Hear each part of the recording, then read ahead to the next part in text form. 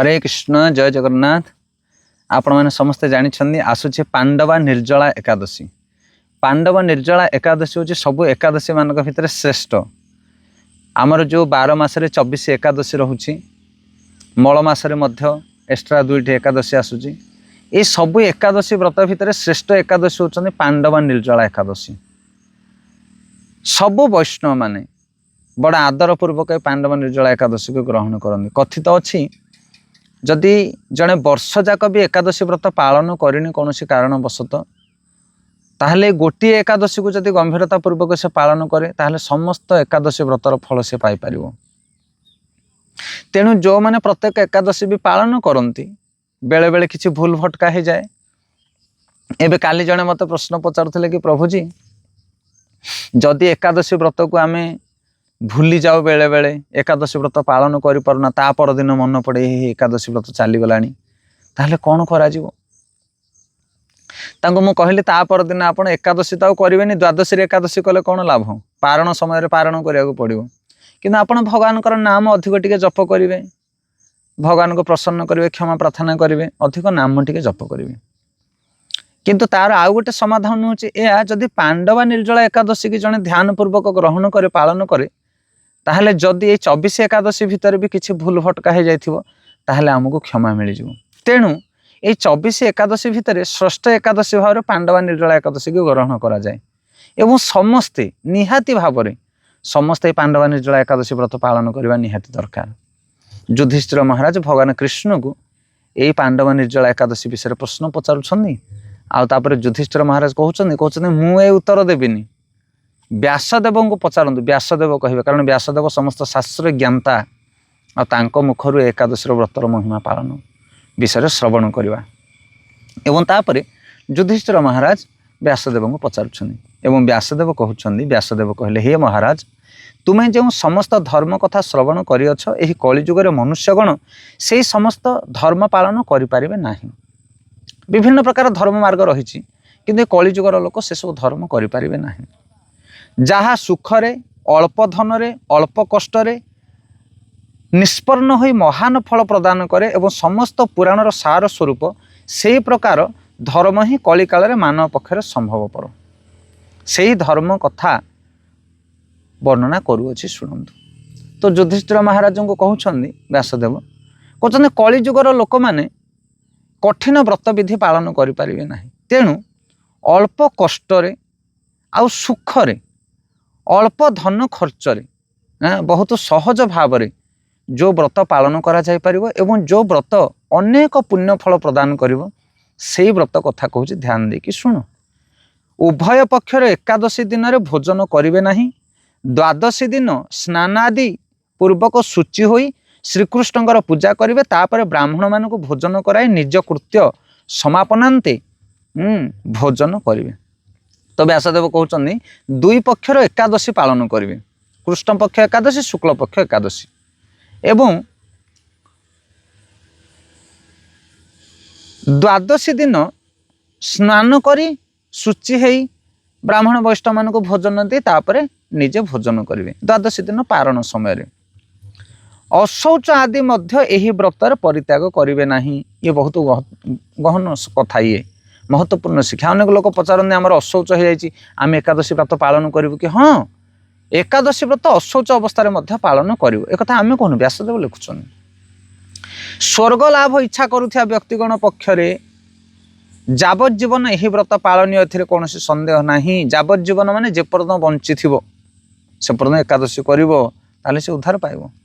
पाप कर्मरत और धर्महीन व्यक्तिगण मध्य जदि यही एकादशी दिन में भोजन न करती ताहले से माने जमालय को गमन करती नहीं।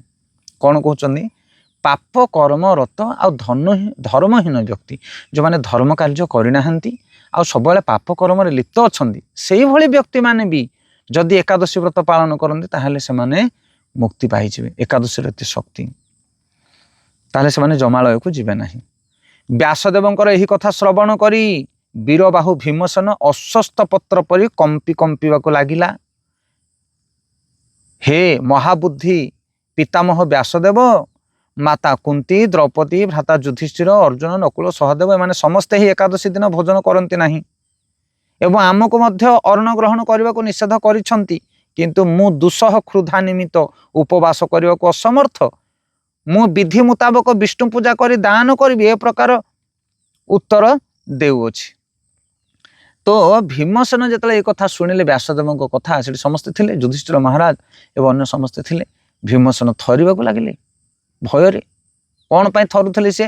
ଭୀମ କହିଲେ, ଦେଖ ଏମାନେ ସମସ୍ତେ ଏ ବ୍ରତକୁ ପାଳନ କରିବେ, ଏକାଦଶୀ ଦିନ ଅନ୍ନ ଭୋଜନ କରିବେ ନାହିଁ, କି ଏମାନେ କରୁନାହାନ୍ତି ମଧ୍ୟ। କିଏ କିଏ? କୁନ୍ତି, ଯୁଧିଷ୍ଠିର ମହାରାଜ, ଅର୍ଜୁନ, ସହଦେବ, ନକୁଳ, ଆମ ପରିବାର ସମସ୍ତେ ପାଳନ କରୁଛନ୍ତି, କିନ୍ତୁ ମୁଁ ପାଳିପାରେ ନା। ଆମର ବି ଏମିତି କେସ୍ ଅଛି ନା ନାଇଁ? ଆମ ଘରେ ମଧ୍ୟ କେହି କିଏ କରନ୍ତି, ମୁଁ ଭୋକରେ ରହିପାରିବି ନାହିଁ, ମୋତେ ଏକାଦଶୀ ମୁଁ ଜମିବ ନାହିଁ ମୋତେ। ତ ଭୀମ କହୁଛନ୍ତି ମୁଁ ବି କରିପାରେନି, ମୁଁ ଅନ୍ୟ ଦାନ ଧର୍ମ କରିବି, ଅନ୍ୟ ବ୍ରତ ଉପବାସ କରିବି, କିନ୍ତୁ ଅନ୍ନ ଭୋଜନ ନ କରି ରହିପାରିବି ନାହିଁ। ଭୀମସେନ ଏହି ବାକ୍ୟ ଶ୍ରବଣ କରି ବ୍ୟାସଦେବ କହିବାକୁ ଲାଗିଲେ, ଯଦି ସ୍ୱର୍ଗ ଲାଭ ତୁମର ଇଚ୍ଛା ଥାଏ ତାହେଲେ ଉଭୟ ପକ୍ଷରେ ଏକାଦଶୀ ଭୋଜନ କରିବେ ନାହିଁ। ତାର ଉତ୍ତରରେ ଭୀମସେନ କହିଲେ, ମୋର ନିବେଦନ ଏହି ଯେ ଉପବାସ ତ ଦୂରର କଥା, ଥରେ ଭୋଜନ ନ କରି ମଧ୍ୟ ମୁଁ ରହିପାରେ ନାହିଁ। ବକ୍ ନାମକ ଏକ ଅଗ୍ନି ମୋର ଉଦରରେ ଉପସ୍ଥିତ, ଭୋଜନ ନ କଲେ କେଉଁଥିରେ ସେ ଶାନ୍ତ ହୁଏ ନାହିଁ। ଏଣୁ ପ୍ରତିଟି ଏକାଦଶୀ ପାଳନରେ ମୁଁ ସମ୍ପୂର୍ଣ୍ଣ ଅସମର୍ଥ। ବର୍ଷକ ମଧ୍ୟରେ ଗୋଟିଏ ମାତ୍ର ଏକାଦଶୀ ପାଳନ ପୂର୍ବକ ଯଦ୍ୱାରା ମୁଁ ସ୍ୱର୍ଗ ଲାଭ କରିପାରିବି, ସେହିପରି ଗୋଟିଏ ଏକାଦଶୀ କଥା ମୋତେ ନିଶ୍ଚୟ କରି କୁହନ୍ତୁ। ତ ଭୀମସେନର ଏ କଥା ଶୁଣି ବ୍ୟାସଦେବ କହିଲେ, ତୁମକୁ ପ୍ରତି ଏକାଦଶୀ ଦିନ ଅନ୍ନ ତ୍ୟାଗ କରିବାକୁ ପଡ଼ିବ। ଭୀମ କହିଲେ, ମୋ ଦ୍ୱାରା ହେଇପାରିବ ନାହିଁ, ମୋ ପେଟରେ ବୃକ୍ ନାମକ ଅଛି, ଅଗ୍ନି, ବୃକୋଦର ତାଙ୍କ ନାଁ, ବୃକ ଉଦର ବୃକୋଦର, ସେଥିପାଇଁ ମୋତେ ପ୍ରବଳ ଭୋକ, ଭୋକରେ ରହିବା କଥା ଛଡ଼ା ଗୋଟେ ଟାଇମ୍ ଅନ୍ନ ନ ମିଳିଲେ ମୁଁ ବଞ୍ଚିପାରିବି ନାହିଁ। ମୋତେ ଗୋଟେ ଉପାୟ କୁହନ୍ତୁ, ଗୋଟିଏ ଏକାଦଶୀ କୁହନ୍ତୁ ବର୍ଷକୁ ଥରେ, କଷ୍ଟେ ମଷ୍ଟେ କେମିତି କ'ଣ କରିକି ମୁଁ ପାଳନ କରିବି, ମୁଁ 24 ଏକାଦଶୀ କରିପାରିବି ନାହିଁ। ସେତେବେଳେ ବ୍ୟାସଦେବ କହିଲେ ଯେ ଜ୍ୟେଷ୍ଠ ଶୁକ୍ଳ ଏକାଦଶୀ ତିଥିରେ ଜଳପାନ ନ କରି ଉପବାସ ରହିବେ। ଏ ଜ୍ୟେଷ୍ଠ ମାସ ଏବେ ଶୁକ୍ଳପକ୍ଷ ଚାଲିଛି, ଆଉ ମାତ୍ର 2 ଦିନ, ଏ 16 ତାରିଖ ଦିନ ଆସିଯାଉଛି ଆମର। ତେବେ ଗଣ୍ଡୁଷ ଆଚମନ ଦୋଷ ବୋଲି ଧରାଯିବ ନାହିଁ। 1 ମାସା ସ୍ୱର୍ଣ୍ଣ ବା ସୋରିଷ ପରିମାଣର ମଣି ବା ଗୋଟିଏ ମାସା କଲା ମଧ୍ୟ ଡୁବିଯାଏ, ଏହି ପରିମାଣର ଜଳରେ ଆଚମନ କରିବା ବିହିତ। ଏତେ ଦିନ ଅର୍ଣ୍ଣାଦି ଗ୍ରହଣ କଲେ ବ୍ରତ ଭଙ୍ଗ ହୁଏ। ଏହି ଦିନ ଅନ୍ନ ଗ୍ରହଣ କରିବେ ନାହିଁ। ହେଲେ କେତିକି ଆଚମନ କରିବେ? ଆମର ଆଚମନ କରୁଛେ ନା, ସକାଳୁ ବୈଷ୍ଣବମାନେ ଆଚମନ କରନ୍ତି ଶୁଦ୍ଧିକରଣ ପାଇଁ। ଆଚମନଟା କେମିତି କରିବେ ନା, ଗୋଟେ ଗଣ୍ଡୁଷ ମାତ୍ରାରେ ଜଳ, ମାନେ ଗୋଟେ ସୋରିଷ ବୁଡ଼ିଗଲେ ଯେତିକି ପାଣି ରହିବ, ଗୋଟେ ସୋରିଷ ରଖିବେ, ତାକୁ ବୁଡ଼େଇଲା ଭଳି ପାଣି, ମାନେ ବହୁତ ଅଳ୍ପ ପାଣି, ସେତିକି ପାଣିରେ ଆପଣ କ'ଣ କରିବେ ନା ଆଚମନ କରିକି ଆପଣଙ୍କର ଦିନ ଅତିବାହିତ କରିବେ, ଜଳପାନ ଜମା କରିବେ ନାହିଁ। ଏକାଦଶୀ ଦିନ ସୂର୍ଯ୍ୟ ଉଦୟ ଠାରୁ ଦ୍ୱାଦଶୀ ଦିନ ସୂର୍ଯ୍ୟ ଉଦୟ ପର୍ଯ୍ୟନ୍ତ ଜଳପାନ ବର୍ଜନ କରିବେ। ଏକାଦଶୀ ଦିନ ସୂର୍ଯ୍ୟ ଉଦୟ ଠାରୁ ଦ୍ୱାଦଶୀ ଦିନ ସୂର୍ଯ୍ୟ ଉଦୟ ପର୍ଯ୍ୟନ୍ତ ଜଳପାନ ନିଷେଧ। ଅନାଶାୟରେ ଦ୍ୱାଦଶଟି ଏକାଦଶୀର ଫଳ ଲାଭ ହୋଇଥାଏ। ଦ୍ୱାଦଶୀ ଦିନର ସୂର୍ଯ୍ୟ ଉଦୟରେ ସ୍ନାନ ଆଦି ସମାପନ ଓ ବ୍ରାହ୍ମଣଗଣକୁ ଜଳ ଓ ସୁବର୍ଣ୍ଣ ଦାନ ପୂର୍ବକ ଭୋଜନ କରାଇ କୁଟୁମ୍ବଗଣ ସହ ନିଜେ ଭୋଜନ କରିବେ। ଏହିପରି ଦ୍ୱାଦଶ ବ୍ରତ ପାଳନ କଲେ ଯେଉଁ ପୁଣ୍ୟ ହୁଏ ତାହା ବର୍ଣ୍ଣନା କରୁଛି, ଶ୍ରବଣ କର। ତ ଏକାଦଶୀରେ ଯେତିକି ବ୍ରତର ଫଳ ମିଳେ, ଦ୍ୱାଦଶୀରେ ମଧ୍ୟ ସେତିକି ବ୍ରତ ଫଳ ମିଳେ, କାରଣ ଏକାଦଶୀର ମୁଖ୍ୟ ଅଙ୍ଗ ହେଉଛି ଦ୍ୱାଦଶୀ।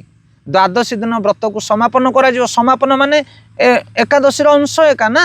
ଦ୍ୱାଦଶୀ ପାରଣ ସମୟ ପର୍ଯ୍ୟନ୍ତ, ମାନେ ଅନ୍ନ ଗ୍ରହଣ କରିବା ପାଇଁ ଗୋଟେ ସମୟ ଥାଏ, ସେହି ସମୟରେ ଅନ୍ନ ଗ୍ରହଣ କରିବେ, ବ୍ରାହ୍ମଣ ବୈଷ୍ଣବମାନଙ୍କୁ ଦାନ ଦେବେ, ସକୁଟୁମ୍ବ ସହିତ ଅନ୍ନ ଭୋଜନ କରିବେ ଦ୍ୱାଦଶୀ ଦିନ।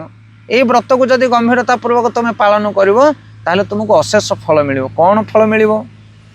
ବ୍ୟାସଦେବ କହୁଛନ୍ତି, ସମ୍ବତ୍ସର ମଧ୍ୟରେ ଯେଉଁ ସମସ୍ତ ଏକାଦଶୀ ଉପସ୍ଥିତ ହୁଏ, ଗୋଟେ ସମ୍ବତ୍ସର ମଧ୍ୟରେ ସେହି ଏକାଦଶୀ ସମୂହର ଫଳ ହିଁ ଏଇ ଗୋଟିଏ ମାତ୍ର ବ୍ରତ ଉପବାସରେ ଲାଭ କରାଯାଏ। ସମ୍ବତ୍ସର ମାନେ ଗୋଟେ ବର୍ଷ। ଗୋଟେ ବର୍ଷ ଭିତରେ ଯେତେ ଏକାଦଶୀ ଆସେ, ଯଦି ଏଇ ଗୋଟିଏ ଏକାଦଶୀ ଏବଂ ଦ୍ୱାଦଶୀକୁ ତୁମେ ଠିକ୍ ଭାବରେ ଗ୍ରହଣ କରିବ, ପାଳନ କରିବ, ତାହେଲେ ବର୍ଷଟାକର ଏକାଦଶୀର ଫଳ ତୁମକୁ ମିଳିବ, ଏଥିରେ କୌଣସି ସନ୍ଦେହ ନାହିଁ। ଶଙ୍ଖ ଚକ୍ର ଗଦା ପଦ୍ମଧାରୀ ଶ୍ରୀକୃଷ୍ଣ ଆମକୁ କହିଛନ୍ତି, ବୈଦିକ ଓ ଲୌକିକ ସମସ୍ତ ଧର୍ମ ପରିତ୍ୟାଗ ପୂର୍ବକ ମନୁଷ୍ୟ ଏକମାତ୍ର ଶରଣାପନ୍ନ ହୋଇ, ମୋର ଶରଣାପନ୍ନ ହୋଇ ଏକାଦଶୀରେ ନିରାହାର ରହିଲେ ପାପ ବିମୁକ୍ତ ହୋଇଥାଏ। ଦିଟା କଥା କହିଲେ। କ'ଣ କ'ଣ ଦିଟା କଥା? ଗୋଟେ ହେଲେ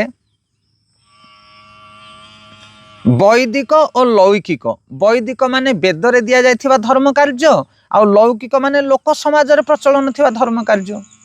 ये समस्त धर्म कार्यर फल पाइपर जड़े जदि भगवान चरण शरणागति आचरण कर सर्वधर्मान परित्यज्य मामेक शरण व्रज अहम तम सर्व पापेभ्यो मोक्षयिष्यामि मा शुच ये कथा कहते व्यासदेव। कली जुगरे दिव्य द्रव्य शुद्धि नाही अतएव कली जुगरे शास्त्र उक्ति संस्कार विशुद्ध हुए नहीं। सुतराम वैदिक धर्म बेले बेले वैदिक धर्म केते बेले हेले सुसंपन्न होई पारिबो नाही। जो वेदरे जो कर्मकांड कथा दिया जाइछि यज्ञ आदि कथा ए कली जुगरे कौनसी द्रव्य शुद्ध मिलिबोनी सेथिबाई कली जुगरे आपण कर्मकांड करके शुद्ध हो पारिबे नाही। हे भीमसेन तुमको बहुत कथा कहिबार प्रयोजन कौन तुम्हें उभय पक्षर एकादशी रे भोजन करिवो नाही। जदि सेथिरे असमर्थ हुओ ताहाले ज्येष्ठ मासर शुक्ल पक्ष एकादशी रे जलपान व्यतीत उपवास करिवो। एही एकादशी धन धान्य प्रदायिनी पुण्य प्रदायिनी यह मु सत्य करी कहूअछि। कराल मूर्ति दंडधारी जमदूत गण यही व्रत पालनकारी मनुष्य को जीवनांते स्पर्श करि पारिबे नाही परंतु पीतांबरधारी विष्णुदूत गण से ही वैष्णव को विष्णु लोक को नहीं जाती। तेणु समस्त प्रयत्नर सहित यही पांडवा निर्जला एकादशी व्रत पालन करेंगे।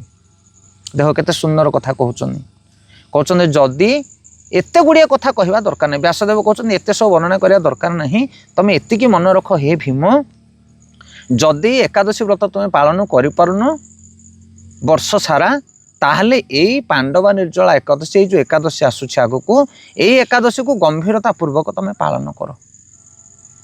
जलपान करिवो नाही निष्ठार सहित जदि एकादशी व्रत को तुम पालन करिवो ताहले ए देह अंते तुम आ जमालय को जीव नाही। विष्णु दूत माने तुमको भगवत धाम को नहीं जीवे बा तुम उद्धार हो।